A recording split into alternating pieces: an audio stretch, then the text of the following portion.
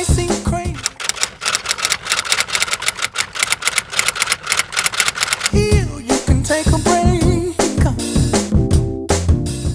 I am Betsy Ainsworth, the principal at White Sulphur Elementary School, and I'm here with several of our staff and students. Amy Bride is our assistant principal. This is Landon, and he's a kindergartner. He'll talk a little bit. Ms. Jessica Burst, she's a kindergarten teacher. This is Alexis Burst, she's a fourth grader. Javay Stubbs, she's a fourth grade teacher, and Christy Bailey, a second grade teacher. So you'll hear from each of them. When we were sitting down to talk about what's going on at White Sulphur, we're really excited about the changes that are taking place. We have about 485 students. We are a Title I school, 92% free and reduced lunch, a very diverse population that we're very proud of.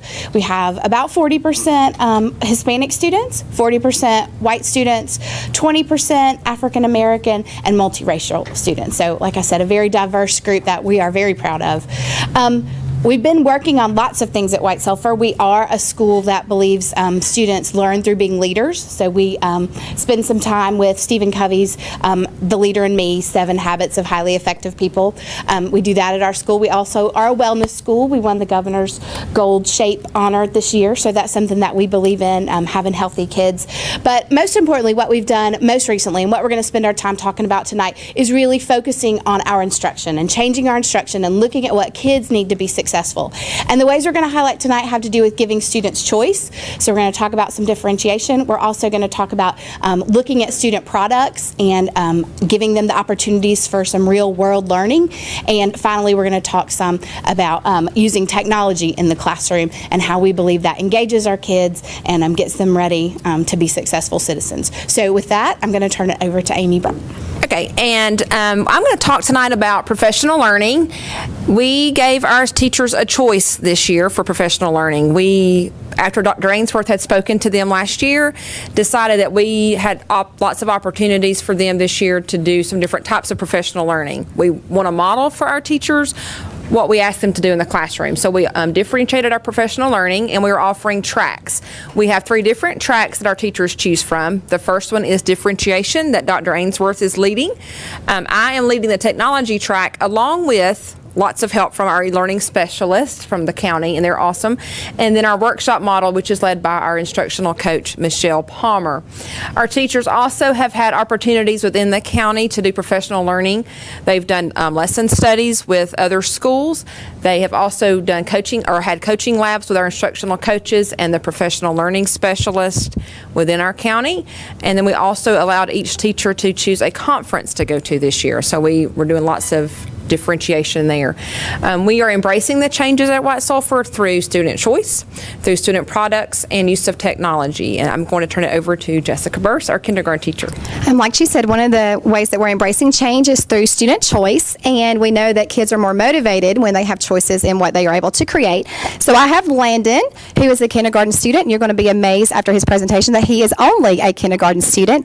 He's going to be sharing with you how we use student choice in our kindergarten classrooms and other classrooms as well. I got to choose my book, and this is the book I chose. If you take a mouse to the movies, you could pick a way you wanted to retell the story by the choice board. You could pick a way to retell, you could make an animoto, a book, or use puppets to retell the beginning, middle, and end.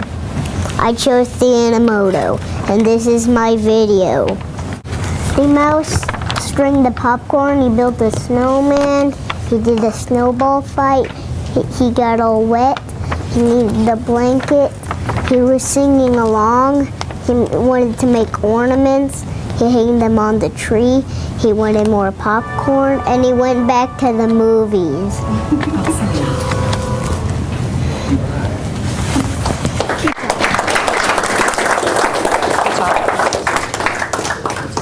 So that's just one way our kids use student choice. He did an amazing job. Now I will turn it over to Miss Bailey.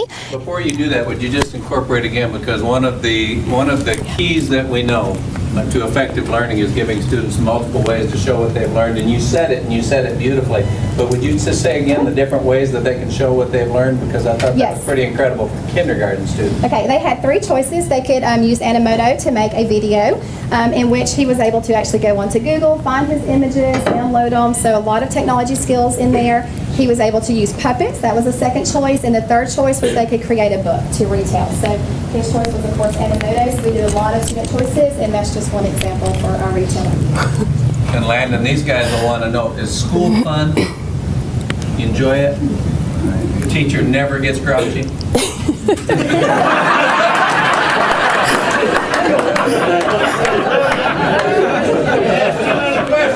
Well, would you join me in thanking Landon? So moving on, Mr. Schofield gave me a great segue. We really want to make learning fun for students, and along with having real-world activities for them to do and making their learning rigorous, we want them to be engaged. And so one of the things that we're doing is offering choices for our students. In second grade, we recently did nonfiction research, and we created a choice board and allowed the students to choose whether they wanted to present their information in a skit, in a PowerPoint. They could write a book, they could do a poster. And this student, Alex Ortiz, who couldn't be with us today, but he sent his video to show you what he worked on. He created a poster, and he went online, and he had to include all of the nonfiction text features that we learn in second grade. So he was very excited about learning about Martin Luther King, and he created his poster. And one of the things that I'm most excited about with Alex is at the beginning of the year, I couldn't get Alex to complete any assignment. But once he finds something that he's really interested in, you can't stop him. And so he made this poster, and then he also wrote a book. And the most exciting thing about Alex's book is how he used vocabulary he's learning in the classroom. It really does show that he's reading books that are appropriate for him. He's comprehending what he's reading, and then he's able to share that learning with his classmates. And so I'm going to let you listen to just a little bit of his poster.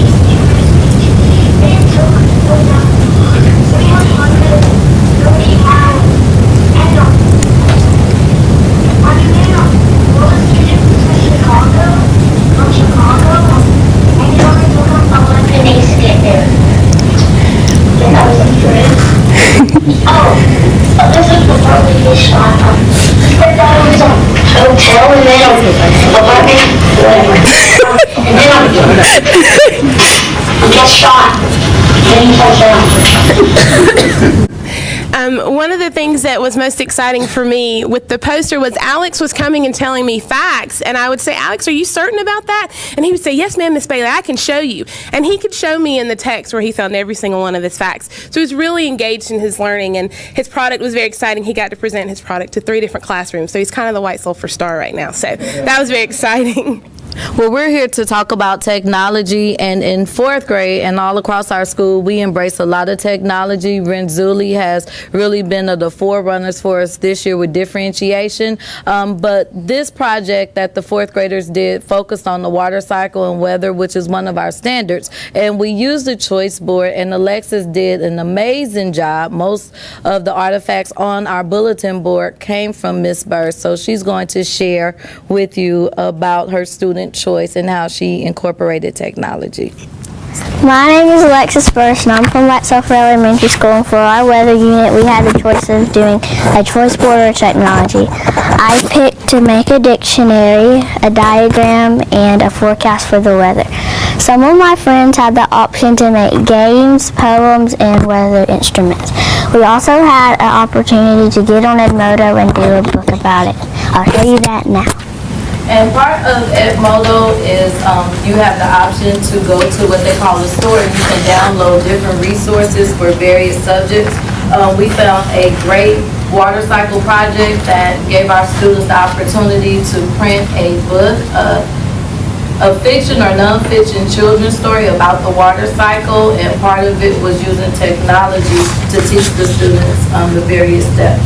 So I'm going to let Alexis, as soon as it comes up, you can go ahead and start telling them what you actually got to do through the process.